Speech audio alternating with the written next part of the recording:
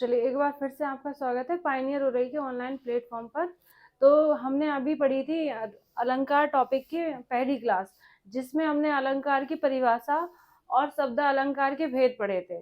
तो ये अलंकार की दूसरी क्लास है, क्लास नंबर 2 है। इसमें हम अलंकार के अर्थ अलंकार के भेद पढ़ेंगे। तो चलिए स्टार्ट करते हैं। अर्थ अलंकार।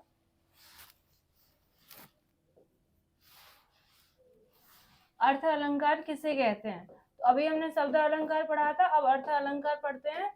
तो अर्थ अलंकार की परिभाषा सबसे पहले पढ़ते हैं कि अर्थ अलंकार किसे कहते हैं। अर्थ अलंकार की परिभाषा होगी, काव्य की शोभा जहाँ अर्थ के माध्यम से बढ़ाई जाती है उसे क्या कहते हैं? अर्थ अलंकार कहते हैं। तो जहाँ काव्य की शोभा, जहाँ काव्य की शोभा अर्थ के माध्यम से बढ़ाई जाती है, अर्थ के माध्यम से बढ़ाई जाती है, उसे अर्थ अलंकार कहते हैं। सेम ऐसी परिभाषा शब्द अलंकार की थी, जहाँ काव्य की शोभा शब्दों के माध्यम से बढ़ाई जाए वो शब्द अलंकार, जहाँ अर्थ के माध्यम से बढ़ाई जाए वो अर्थ अलंकार। तो अब अर्थ अलंकार के हम भेद पढ़ते हैं। भेद इसके कई होते हैं, लेकिन पेपर में जो आपके पूछे जाते हैं वो मुख्यतः 3-4 ही पूछे जाते हैं। तो हमें सिर्फ वही पढ़ने हैं जो हमारे पेपर में पूछे जा सकते हैं और पूछे गए हैं। तो अर्थ अलंकार के भेद, तो सबसे पहले भेद होगा उपमा अलंकार, उपमा अलंकार। दूसरा उत्प्रेक्षा अलंकार, उत्प्रेक्षा अलंकार। और इन सभी को पहचानने का तरीका है जो कि आपको वीडियो में बताते चलेंगे कि कैसे आपको पहचानना है कि किस में उपमा अलंकार होगा, किस में उत्प्रेक्षा और किस में रूपक अलंकार होगा। रूपक अलंकार। चौथा मानवीकरण अलंकार, मानवीकरण अलंकार। पांचवा अतिशयोक्ति अलंकार,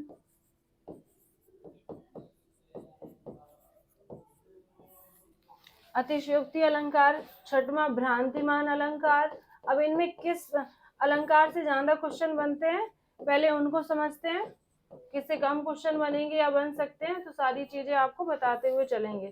सातवां है दृष्टांत अलंकार।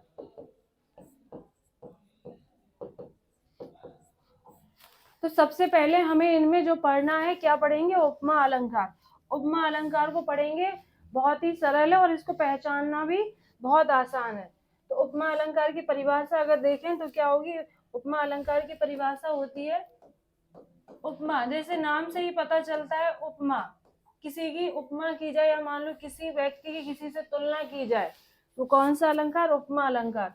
अगर इसको परिभाषा में पढ़ेंगे तो इसकी परिभाषा होगी, जब किसी सामान्य व्यक्ति या वस्तु की, सामान्य या व्यक्ति या वस्तु की, सामान्य व्यक्ति या वस्तु की किसी विशेष व्यक्ति या वस्तु से तुलना की जाए, किसी विशेष व्यक्ति या वस्तु से तुलना की जाए, उसे उपमा अलंकार कहते हैं। तुलना की जाए उसे उपमा अलंकार कहते हैं। ये तो हुई परिभाषा। तो परिभाषा से क्वेश्चन आपका कम बनेगा, क्वेश्चन जो बनता है वो उदाहरण से क्वेश्चन बनते हैं इनके। तो उपमा अलंकार के अंग, तो अंग सबसे पहले जानेंगे, क्योंकि इसमें उपमान और उपमेय से क्वेश्चन बनता है कि उपमान क्या होता है और उपमेय क्या होता है। तो उपमा अलंकार के अंग,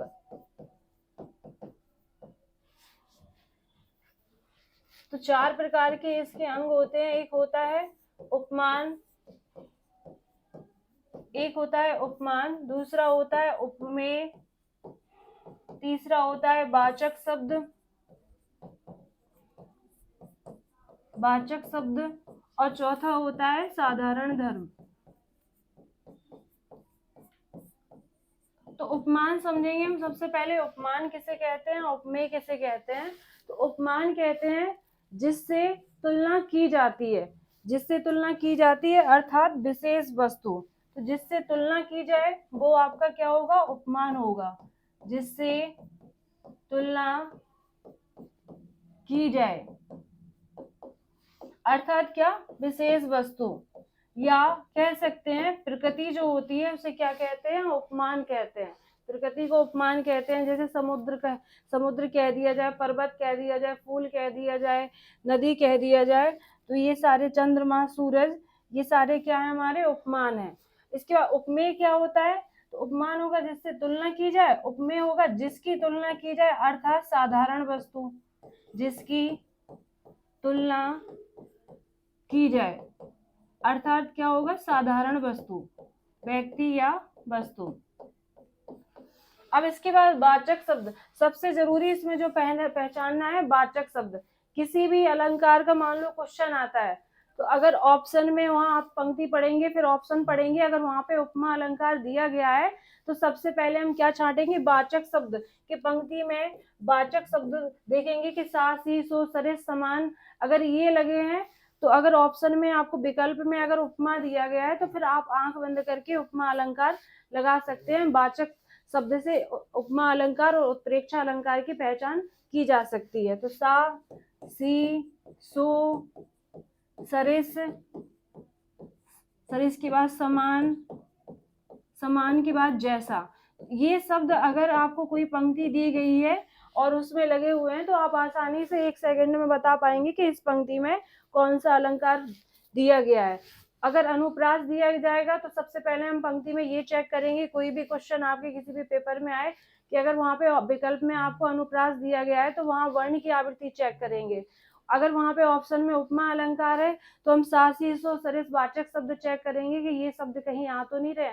उत्प्रेक्षा है तो मनु, मानो, जनु, जानो चेक करेंगे। अगर 3 विकल्प आपके गलत हो रहे हैं तो चौथा विकल्प तो फिर आपका सही हो ही जाएगा।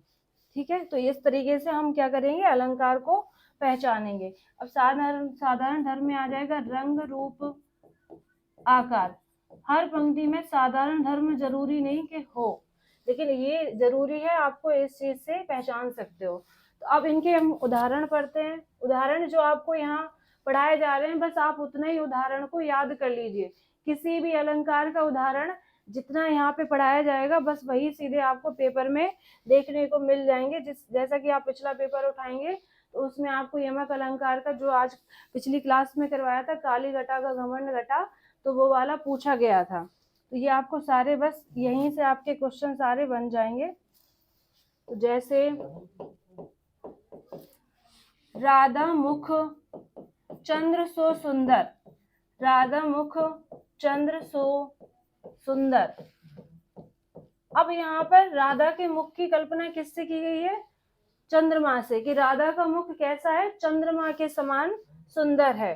तो अब राधा किसका मुख किसके समान है, राधा का मुख चंद्रमा के समान। तो तुलना किससे की जा रही है, चंद्र से।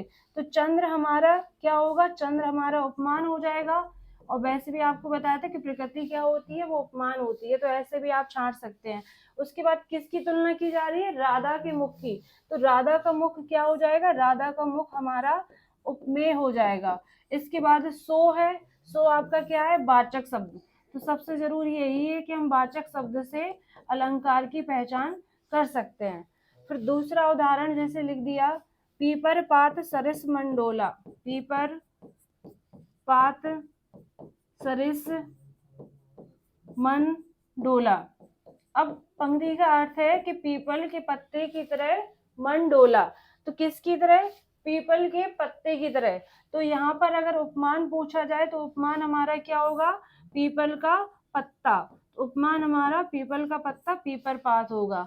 कौन डोला, मन डोला। तो मन हमारा क्या हो जाएगा, मन हमारा उपमेय हो जाएगा। अगर यहाँ वाचक शब्द की बात की जाए तो वाचक शब्द हमारा सरिस हो जाएगा। इसके अलावा अगर और कोई भी उदाहरण आपसे पूछा जाता है तो सबसे पहले हम क्या छांटेंगे, सबसे पहले हम वाचक शब्द को छांटेंगे कि वाचक शब्द ये अगर लगे हैं तो आंख बंद करके आप फिर कौन सा लगा सकते हैं, आप उपमा अलंकार को लगा सकते हैं। चलिए अब नेक्स्ट बढ़ते हैं उत्प्रेक्षा अलंकार पे। उत्प्रेक्षा अलंकार समझते हैं, उत्प्रेक्षा अलंकार किसे कहते हैं।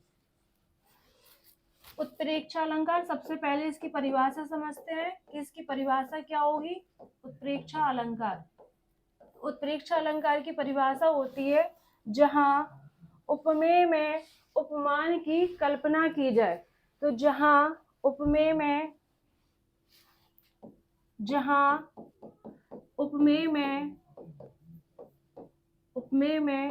उपमान की कल्पना की जाए उसे उत्प्रेक्षा अलंकार कहते हैं। उसे उत्प्रेक्षा अलंकार कहते हैं। तो कैसे? अब यहाँ पर जैसे अभी तुलना कर रहे थे हम लोग कि राधा का मुख चंद्रमा के समान क्या है, सुंदर है। अब यहाँ पे हम यहाँ पे हम तुलना नहीं करेंगे, यहाँ पे सिर्फ हम मान लेंगे कि राधा का मुख ही क्या है, चंद्रमा है। तो जहाँ पर उपमेय में उपमान की कल्पना की जाए वो कौन सा, उत्प्रेक्षा अलंकार होता है। तो इसके भी क्या होते हैं, इसकी भी पहचान के शब्द होते हैं। पहचान मनु मानो जनु जानो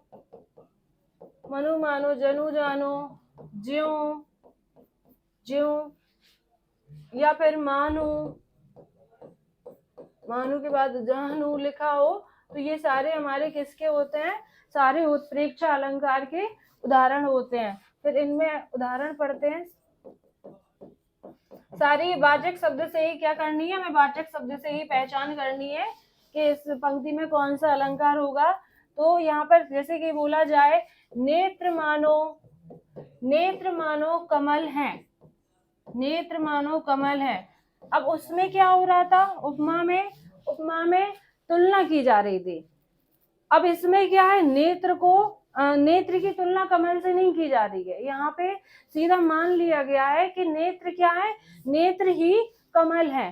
तो अब यहाँ अगर उपमा के अनुसार हम देखेंगे, तो उपमा के अनुसार देखेंगे तो कमल हमारा क्या हो जाता, उपमान हो जाता, नेत्र हमारा उपमेय हो जाता। लेकिन अब यहाँ उपमेय में क्या कर ली जा रही है, उपमान की कल्पना कर ली जा रही है। तो नेत्र हमारा उपमेय हो जाएगा और ये हमारा उपमान हो जाएगा।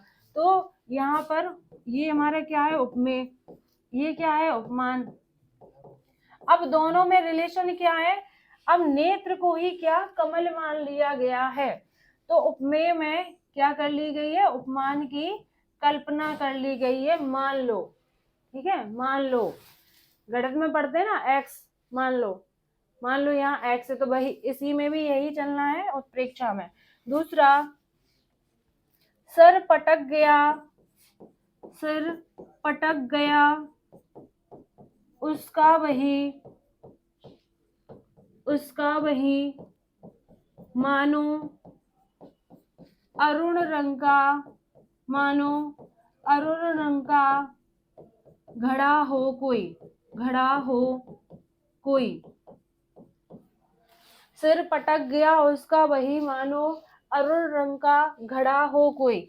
अब इसमें हम देखेंगे तो सबसे पहले तो इसमें हम छांटेंगे मानो शब्द इसमें लगा है और मानो शब्द इसमें भी लगा है। मानो के बाद अगर ये इनमें से और कोई भी उदाहरण आपसे पूछा जाता है और ये शब्द जो लिखे हैं आपको कहीं लगे मिल रहे हैं, तो सीधा आंख बंद करो और उत्प्रेक्षा अलंकार लगा दो।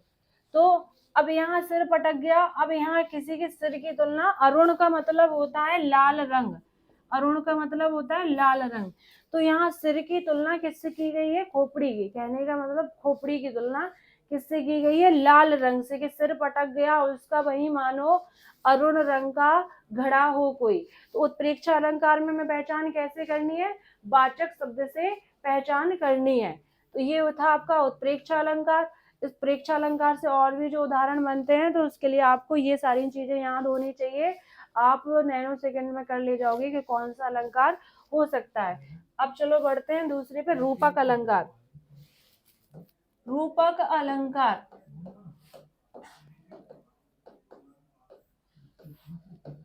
रूपक अलंकार किसे कहते हैं, तो रूपक अलंकार कहते हैं जहां पंक्ति में उपमेय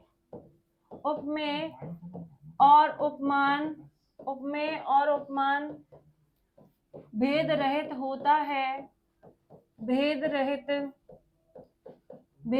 होता है, उसे रूपक अलंकार कहते हैं, उसे रूपक अलंकार, उसे रूपक अलंकार कहते हैं। ठीक है, जहां उपमेय और उपमान भेद रहित रहता है। तो कहने का मतलब जहां उपमेय और उपमान में समानता दिखाई दे, एक तरीके से ऐसे पूछ लेगा, क्योंकि भेद रहित है तो मतलब दोनों में क्या रहेगी, दोनों में समानता रहेगी। और दूसरे तरीके से आपको परिभाषा, एक परिभाषा और लिखवा दे। देखो ये होती है किताबी भाषा। अब इनको अपनी भाषा में कैसे समझते हैं वो हमें देखना है। तो जहां उपमेय और उपमान के बीच रूपी शब्द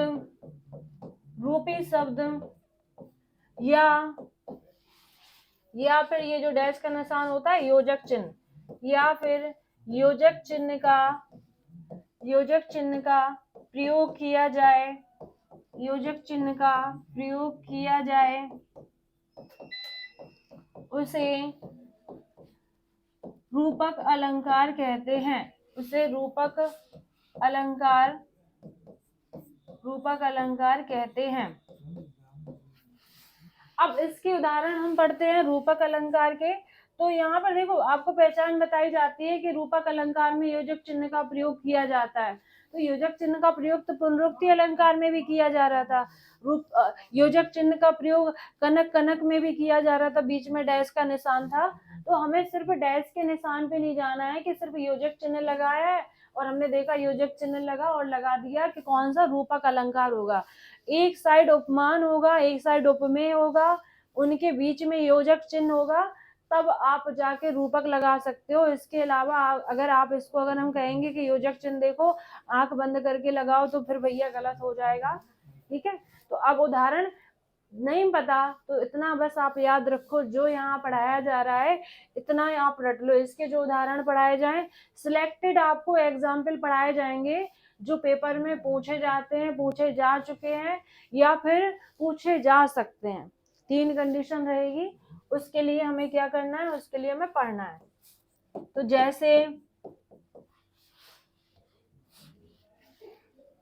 जैसे पहला, मैया मैं तो चंद्र खिलौना ले हूं, मैया मैं तो चंद्र खिलौना ले हूं, मैया मैं तो चंद्र खिलौना ले हूं, मैया मुझे चंद्र रूपी खिलौना चाहिए। अब यहाँ पर हमने क्या योजक चिन्ह लगा दिया, चंद्र और खिलौना, चंद्र और खिलौना के बीच में क्या रहेगा, योजक चिन्ह। अगर दूसरे तरीके से देखा जाए तो दिख रहा है ना, मैं मैया मुझे चंद्र रूपी खिलौना चाहिए, तो इसमें क्या रूपी शब्द छिपा रहेगा उपमेय उपमान के बीच और योजक चिन्ह लगा रहेगा कि मैया मुझे चंद्र रूपी खिलौना चाहिए। दूसरा, चरण कमल बंदो हरिराई, चरण कमल बंदो हरिराई, मैं कमल रूपी चरणों की वंदना करता हूँ, मैं कमल रूपी चरणों की वंदना करता हूँ। अब यहाँ पर कौन से उपमान अगर देखा जाए तो हमारा क्या हो जाएगा, उपमान हमारा कमल हो जाएगा और उपमेय हमारा क्या हो जाएगा, चरण हो जाएगा कि मैं कमल रूपी चरणों की वंदना करता हूँ। इनके बीच में क्या होगा, रूपी शब्द छिपा रहेगा। तो ये हमारा कौन सा हो जाएगा, जहां उपमेय उपमान के बीच रूपी शब्द छिपा हो, योजक चिन्ह लगा हो, तो वो हमारा कौन सा रूपक अलंकार हो जाएगा। एक और इसका उदाहरण जो बहुत ज्यादा पूछा जाता है उसको भी हम देख लेते हैं। दूसरा उदाहरण जैसे लिखा है, मान लो रूपक अलंकार का उदाहरण है, रूपक अलंकार जैसे ये बहुत पूछा जाता है, बीती विभावरी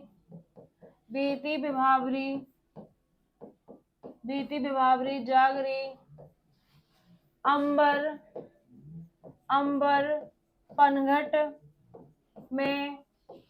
पनघट में डूबू रही, तारा घाट उषा, उषा नागरी, ये आपका कई बार पूछा जाता है। बीती विभावरी जाग रही, अंबर पनघट में डुबो रही, तारा घाट उषा नागरी में कौन सा अलंकार है? आप जो पेपर में आपको जैसे कोई भी प्रैक्टिस सेट लगाओगे, आप उसमें चेक करके देखना, जो आपको यहाँ पढ़ाया जा रहा है वो सारे आपको उदाहरण मिल जाएंगे वहां पे। चरण कमल बंधु हरिराई कई बार पूछा गया है। तो अब यहाँ पे अगर बात पंक्तियों की जाए कि पंक्तियों में क्या बात हो रही है, हालांकि अर्थ नहीं पूछा जाता है तो हमें उस पर समय बर्बाद नहीं करना है, फिर भी बता दे रहे हैं कि दो क्या कर रही हैं, दो महिलाएं आपस में बातें कर, एक महिला है वो सो रही है, उसकी सहेली क्या उसको जगा रही है कि उठो सखी, रात क्या हो चुकी, रात व्यतीत हो चुकी है, बीती विभावरी, रात व्यतीत हो चुकी है, जो आसमान में तारे निकले हैं वो अंबर रूपी पनघट में क्या डूब गए हैं। तारे निकले, सुबह मतलब होने वाली है, तो सुबह के टाइम आपने देखा है ना, जो तारे होते हैं वो अंबर में बादल में क्या विलुप्त होने लगते हैं, फिर हमें क्या दिखाई नहीं देते हैं। तो उसी के लिए ये लाइन कही गई है। रूपक अलंकार का ये फेमस उदाहरण है, एक ये वाला और एक वो वाला, चरण कमल बंधु हरिराई वाला, इसलिए दोनों आपको क्या करने हैं, याद करने हैं। उसके बाद तो अब यहाँ पर हमने एक उदाहरण और पढ़ेंगे। पायो जी मैंने, पायो जी मैंने राम रतन धन पायो, राम रतन धन पायो, मैंने राम रूपी रतन को पा लिया है, मैंने राम रूपी रतन को पा लिया है। तो इसमें भी क्या हमारा रूपी चिन्ह रहेगा। उपमेय अगर पूछा जाएगा, उपमेय हमारा क्या हो जाएगा, उपमान, सॉरी उपमान हमारा राम हो जाएगा, उपमेय हो जाएगा रतन, इनके बीच में क्या होगा, योजक चिन्ह। तो ये हमारी क्या थी, पहचान थी। यहाँ पूछा जाए तो अंबर रूपी पनघट, अंबर रूपी पनघट में क्या डुबो रही है, तो यहाँ पे अंबर हमारा क्या हो जाएगा, उपमान हो जाएगा, पनघट क्या हो जाएगा, उपमेय हो जाएगा। तो ये था रूपक अलंकार। अब पढ़ते हैं मानवीकरण अलंकार। मानवीकरण अलंकार किसे कहते हैं, मानवीकरण, मानवीकरण अलंकार। अब मानवीकरण, अब जैसा कि इसका नाम ही है मानवीकरण, तो यहाँ जो प्रकृति रहेगी, प्रकृति को क्या सजीव रूप में दिखाया जाएगा। तो जहां पर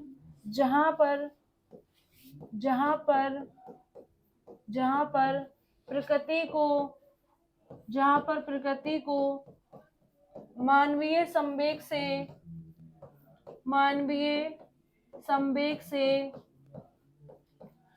संवेग से जोड़ दिया जाता है। मानवीय संवेग सबने पढ़े, हर्ष, शोक, विस्मय, आश्चर्य, ये सारी चीजें क्या, प्रेम। कहने का मतलब ये सारी, जैसे कि खुशी है, हंसी है, तो अब कोई प्रकृति होगी, मान लो कोई निर्जीव चीज है, कहने का मतलब जहाँ निर्जीव चीज को सजीव रूप में दिखाया जाए, तो प्रकृति हमारी क्या है। तो यहाँ पर परिभाषा पढ़ेंगे, तो जहाँ प्रकृति का वर्णन या कह सकते हैं निर्जीव चीजों को सजीव दिखाया जाए, जहाँ प्रकृति का वर्णन सजीव रूप से दिखाया जाए, सजीव रूप से दिखाया जाए, उसे मानवीकरण अलंकार कहते हैं, उसे मानवीकरण अलंकार कहते हैं। पढ़ते चलो, कोई सभी को नमस्ते हैं सब लोग, बातों का टाइम नहीं है, अभी सिर्फ हमारे पढ़ने का टाइम है। तो कहने का मतलब एक जो मनुष्य होता है ना, मनुष्य जैसे व्यवहार करता है, मनुष्य हंसता है, रोता है, तो ये सारी चीजें क्या, ये सारी चीजें आपको प्रकृति के रूप में दिखाई जाएंगी। जैसे बादल के लिए बोल दिया जाए कि मेघ आए बड़े बन ठन सबर कर, तो यहाँ क्या बादल को एक ऐसे दिखाया जाएगा कि मेघ आए बड़े बन ठन सबर कर, जैसे कि मेघ कोई श्रृंगार करके आए हो, ऐसे दिखाया जाएगा। बादल कभी श्रृंगार करते हैं, नहीं करते ना। जैसे मेघ आए बड़े बन ठन सबर कर, बन ठन सबर कर, मेघ आए बड़े बन ठन सबर कर। तो यहाँ पर मेघ मतलब बादल, तो बादल को दिखाया गया है कि मेघ आए बड़े बन ठन सबर कर, बादल को एक मानवीय रूप दे दिया गया है कि बादल श्रृंगार करके आए हैं। ओके, चलिए अब बढ़ते हैं दूसरे उदाहरण पे। लहरें लहरें समुद्र के ऊपर, लहरें समुद्र के ऊपर नाच कर करती मधुर गान, मधुर गान। तो यहाँ लहरों को क्या एक युवती की तरह दिखाया गया है कि एक युवती जैसे नाच सकती है, वैसे महिलाएं क्या कर रही हैं, महिलाएं नाच रही, समुद्र की लहरें क्या, लहरें नाच रही हैं एक युवती की भांति। मेघ आए, तो ये सारी चीजें। इसके अलावा भी देखो, अगर और कोई उदाहरण पूछा जाए तो फिर से कह रहे हैं कि आप विकल्प से चेक करिएगा। मानवीकरण है तो मानवीकरण में देखेंगे ऐसा कुछ तो नहीं है कि प्रकृति का यहाँ पे वर्णन किया गया हो और उसको सजीव रूप से दिखाया गया हो, तो फिर हमारा कौन सा मानवीकरण हो जाएगा। उसके बाद अगर और कुछ विकल्प दिया गया है तो अलंकार हम विकल्प से छांटेंगे। एक इसका और उदाहरण है जो कि पूछा जाता है, उसमें क्या करते हैं बच्चे गलती कर देते हैं, तो उस चीज को समझ लेते हैं। तो उदाहरण है मानवीकरण का, ये उदाहरण ये जैसे दिवासन का समय था, आसमान से उतर रही थी संध्या सुंदरी परी सी धीरे धीरे। अब यहाँ पे देखो, ये उदाहरण आपको बिल्कुल रटना पड़ेगा कि ये किसका है। ये आपका मानवीकरण का उदाहरण है। एक तो यहाँ पे देखो सी लगा है, तो और कोई उदाहरण आपका ऐसा नहीं बनेगा जिसमें आपको उपमा अलंकार का डाउट होगा, क्योंकि सा सी सो सरिस उसमें ही आता है। अब एक केवल मानवीकरण का यही वाला उदाहरण है जो कि पूछ लिया जाता है, लेकिन बस इसमें पूरा आप एक, इसके अलावा कोई भी उदाहरण ऐसा नहीं होगा सासीसो सरस वाला जो कि आपका उपमा के अलावा किसी और में पूछा जाएगा। तो ये चीजें डाउट करती हैं, तो हमें क्या करना है, हमें याद करना है, सीधा कंठस्थ इसको याद कर लो। दिवासन का समय था, आसमान से उतर रही थी संध्या सुंदरी परी से धीरे धीरे, कौन सा अलंकार होगा, मानवीकरण अलंकार होगा। चलिए बढ़ते हैं अतिशयोक्ति अलंकार पे। अतिशयोक्ति जिसको अंग्रेजी में हाइपरबोली कहा जाता है, ठीक है। अतिशयोक्ति किसे कहते हैं, जब हम किसी बात का वर्णन बहुत बढ़ा चढ़ाकर करते हैं तो हमारा कौन सा होता है, अतिशयोक्ति अलंकार होता है। मान लो कह दिया जाए उसके चिल्लाने से मेरे कान के पर्दे फट गए, तो कभी ऐसा होता है कि किसी की वोकल इतनी होती हो कि हमारे कान के पर्दे फट जाए, ऐसा होता है ना, नहीं होता ना, कहते ना तुम इतने तेज तुम चिल्लाए कि मैं तो कान के पर्दे हिल गए, कान के पर्दे फट गए। तो किसी की वोकल नहीं होती है कि कोई इतने तेज बोल पाए कि आपके कान के पर्दे फट जाएं। तो अतिशयोक्ति कहेंगे जब किसी बात का वर्णन बहुत बढ़ा चढ़ाकर किया जाए, बहुत बढ़ा चढ़ाकर किया जाए, या जब किसी, दूसरे तरीके से पूछ लेगा, जब किसी असंभव कार्य को संभव होता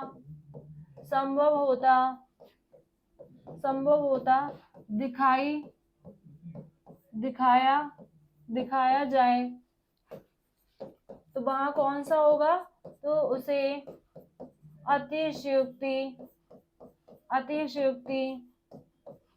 अलंकार कहते हैं, उसे अतिशयोक्ति अलंकार कहते हैं, ठीक है। तो ये अतिशयोक्ति की परिभाषा है। अब इसकी पढ़ते हैं हम उदाहरण। तो जैसे इसके उदाहरण आपको सिर्फ जो लिखा रहे हैं वही पढ़ लो, वही पर्याप्त है, फिर से कह रहे हैं। चलिए इसमें जैसे बोल दिया जाए, हनुमान की पूंछ में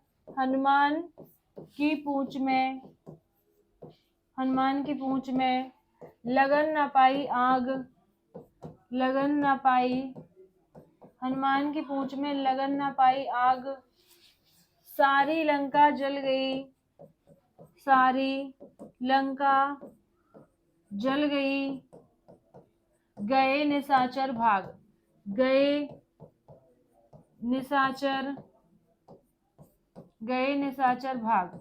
ठीक है, तो ये है कहने का मतलब हनुमान जी जब लंका जाते हैं ना, उस चीज का यहाँ पे वर्णन किया गया है कि हनुमान की पूंछ में आग भी नहीं लग पाई थी और सारी लंका भी जल गई और सारे राक्षस भी भाग गए। तो ये सारी चीजें हो सकती हैं, जब पूंछ लगती तब फिर लंका जलती, तब निशाचर भागते, राक्षस भागते। उसके पहले ही मतलब पूंछ में आग भी नहीं लग पाई, लंका भी जल गई, ये सारी चीजें आपको बताई गई। तो ये असंभव है ना। दूसरा पढ़ते हैं, ये पहला उदाहरण। दूसरा, ये ज्यादा पूछा जाता है। आगे नदियां पड़ी अपार, आगे नदियां पड़ी अपार, कैसे उतरे पार, कैसे उतरे पार। राणा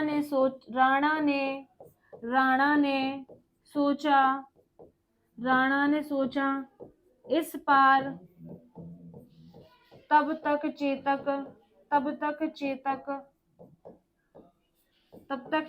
था उस पार, तो यहाँ पर बात की गई है। मान लो आपको अपनी भाषा में समझा देते हैं, कहते हैं ना अपनी भाषा में समझाने से चीजें ज्यादा क्लियर होती हैं। कहने का मतलब आगे नदियां, एक मान लो बहुत नदी है, बहुत विशाल नदी है और राजा उस साइड खड़ा है, वो सोच रहा है कि कैसे इसके उस नदी के उस पार कैसे जाए। इतनी भयानक नदी, बिल्कुल मान लो कि बहुत विशाल नदी, तो अब उसके बाहर उसके उस तरफ कैसे जाए, उसने सोच भी नहीं पाया। और उसका राजा, यहाँ महाराणा प्रताप की बात हो रही है, उनका घोड़ा था चेतक और वो उस पार पहुंच गया। तो ऐसा संभव है कि किसी के सोचने की गति से पहले ही क्या उनका घोड़ा उस पार पहुंच जाए।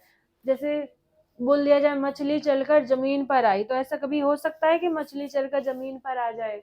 तो जहां पर किसी बात उस, या फिर बोल दिया जाए उसके चिल्लाने, उसकी चीख से मेरे कान के पर्दे फट गए, ऐसी कुछ बात बोली जाए जो आपको लगता है कि ये असंभव है। सारे किस में आते हैं, अतिशयोक्ति अलंकार में आते हैं। अतिशयोक्ति है, फिर से कह रहे हैं अतिशयोक्ति है, तो पहले चेक करो कि बात में ऐसा तो नहीं है अतिशयोक्ति कहा गया हो, किसी बात का वर्णन बढ़ा चढ़ा कर किया गया हो। अगर कोई और विकल्प है तो विकल्प से ही हम क्या करेंगे, विकल्प से ही छांटना सीखेंगे अलंकार को। अब इसके बाद पढ़ते हैं हम नेक्स्ट है भ्रांतिमान अलंकार। नेक्स्ट जो होगा भ्रांतिमान अलंकार। अब भ्रांतिमान अलंकार क्या होगा, इसको थोड़ा समझ लेते हैं, ये कम पूछा जाता है, फिर भी बता दे रहे हैं। भ्रांतिमान अलंकार होता है, मान लो आपने कोई चीज देखी हुई है, पहले आपने कोई चीज देखी हुई है, उससे मिलती जुलती हुई आप किसी दूसरी वस्तु को देखते हो, तो आपको क्या होता है, कभी कभी पहली वस्तु का भ्रम हो जाता है। नहीं देखा, कभी मान लो सांप देखा हुआ है और अचानक से आप मान लो कमरे में गए, आप किसी की बेल्ट डली हो टेढ़ी मेढ़ी, तो होता है ना, डर जाते हो। तो इसी के लिए कि आप क्या रस्सी को सांप समझ लेना, जैसे रस्सी को नहीं कभी कभी सांप समझ लेते हैं कि अरे ये तो सांप डला है, तो क्या आपने वो सांप के जैसी। तो कहने का मतलब इसकी परिभाषा होती है, जब किसी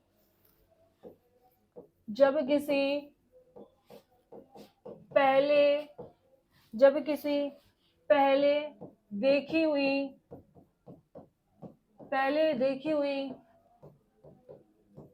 वस्तु, जब किसी पहले देखी हुई वस्तु को दूसरी वस्तु में पहले वाली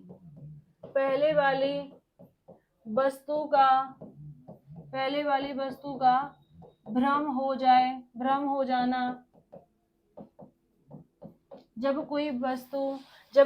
जब किसी पहले देखी हुई वस्तु को दूसरी वस्तु में पहले वाली वस्तु का भ्रम हो जाना क्या कहलाता है, हमारा भ्रांतिमान अलंकार कहलाता है। भ्रांतिमान अलंकार कहलाता है। जैसे इसका उदाहरण जो पूछा जाता है आपसे, सबसे ज्यादा जो पूछा जाता है, तो पाए महावर दैन को, पाए महावर दैन को, नाइन बैठी आए, नाइन बैठी आए, फिरी फिरी जाए महावरी, फिरी फिरी, फिरी फिरी जाए महावरी, एड़ी मीड़त जाए, एड़ी, एड़ी मीड़त जाए। ठीक है, एक उदाहरण आपका ये रहा, एक उदाहरण हम यहाँ समझ लेते हैं। ओस की बूंद को, ओस की बूंद को हंस मोती समझ, मोती समझ, यहाँ लिखे दे रहे चुग गया, ओस की बूंद को हंस मोती समझ चुग गया। तो ये इसके दो उदाहरण होंगे। तो पाए महावर इसको समझ लेते हैं कि नाइन क्या है, एक सुंदर स्त्री है, बहुत सुंदर स्त्री है, उसको क्या महावर लगाने के लिए आती है, जो ना पैरों में लगाया जाता है।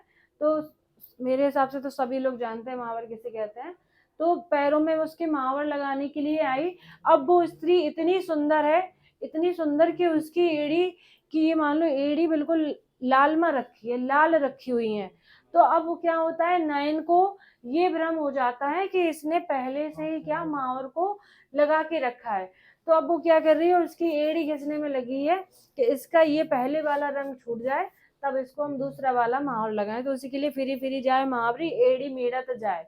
अब उसको क्या भ्रम हो गया है कि इसकी एड़ी में पहले से ही महावर लगा है, लेकिन उसकी बेचारी की एड़ी पहले से ही इतनी लाल है, तो उसको नाइन को क्या भ्रम हो गया कि इसने पहले से ही लगा के रखा है, अब इसको छुटाएं तब अपना लगाएं। दूसरा है ओस की बूंद, ओस की बूंद को मोती समझ हंस चुग गया। अब यहाँ ऊपर लिखे दे रहे हैं, यहाँ जगह नहीं है।